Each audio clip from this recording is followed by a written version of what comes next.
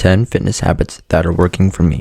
A while back, I started getting serious about my fitness. I've been through phases on and off, motivated and not. Along the way, I picked up some habits that actually stuck. They're not perfect, but they work for me. Here are 10 habits that I've been using towards my fitness goals, plus one mindset trick that has helped me in and out the gym. Training at my own pace. I used to go all in and burn out fast. I realized it's better to train in a way that I actually can keep up with long term. So now I train Monday through Wednesday using push, pull, and legs with core. It fits my schedule and it gives me the rest of the week to recover and reset. Counting calories daily. I didn't see real results until I started tracking what I ate. Calorie tracking gave me control, whether I'm trying to gain or lose weight. I personally use MyFitnessPal. I don't stress about perfection. I just stay consistent and honest with myself. I would also like to add that when I'm actually counting calories, I try to look for foods that are the most accurate on name, or purposely aim for the higher calorie food to ensure calorie deficit.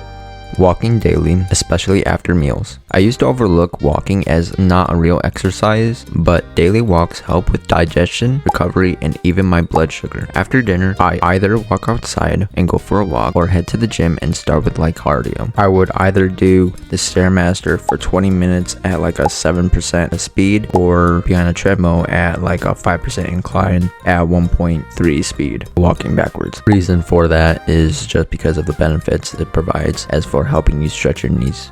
Using active recovery on rest days. Some days I need rest, but some days I feel good enough to move. Active recovery speeds up healing without pushing too hard. I would have to do then half sets, half reps, and half the weight for active recovery. And if I'm sore but not like exhausted, I will work on the next muscle group. Unless the soreness is overwhelming to my mental mind, then I'm just gonna skip the workout entirely. Adapting workouts to my goals.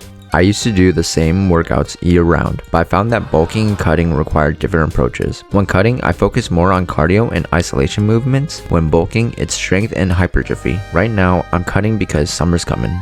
Starting my day with a protein shake and supplement. I never used to eat breakfast, then I saw a video from Matt Stoney. He's a competitive eater, and I was trying to figure out what can I do to actually keep not gaining weight so easily.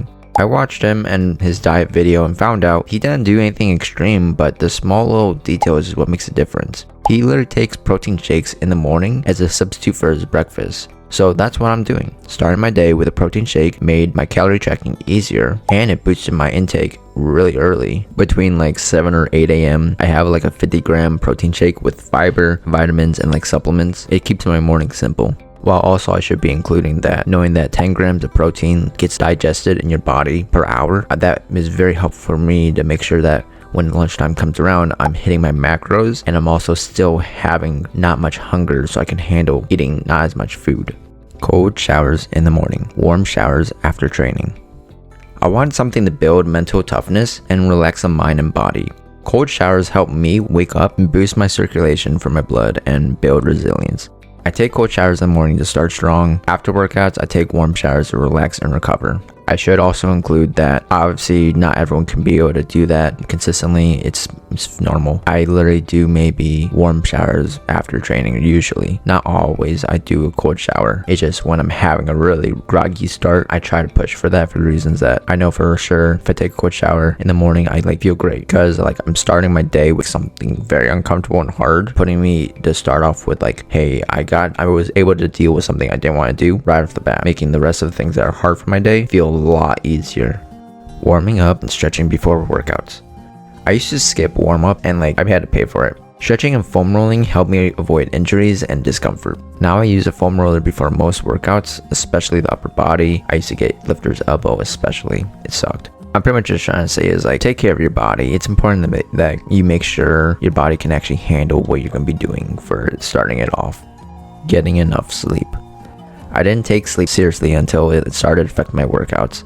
Sleep controls everything. Mood, recovery, metabolism. It really does. I aim for 7 to 8 hours by sticking to a night routine because you can't go to bed on time and wake up early if you're not even going to bed at the decent hour. Because I'm especially an early bird and I've been having this problem lately. But I've just found out, just have your night routines. People who don't usually have one, it's important that you get one just so that you can actually keep up with waking up early. Respecting my body when it's tired or injured. talked about last time from the other part, making sure you can handle it. I used to push through everything, soreness, fatigue, even injuries, but I learned that recovery matters more than ego. If I'm sick or something hurts, I skip the gym. I'd rather rest and come back strong than drag myself through a bad workout. So that's what's been working for me. I'm still trying to figure things out, especially this YouTube channel, and not everything will work for everyone, but these habits have made my fitness journey a lot easier. I hope it helps. Take care. Bonus: consistency, then technique, then intensity. I used to start with effort and try to go hard right away, but that led to burnout and sloppy form. Now I focus on staying consistent first, just showing up. Once that's in place, I improve my technique, like my form. Then I gradually increase intensity, like mind to muscle or progressive overload. That mindset helps me train smarter, and it has helped me in so many other areas of my life.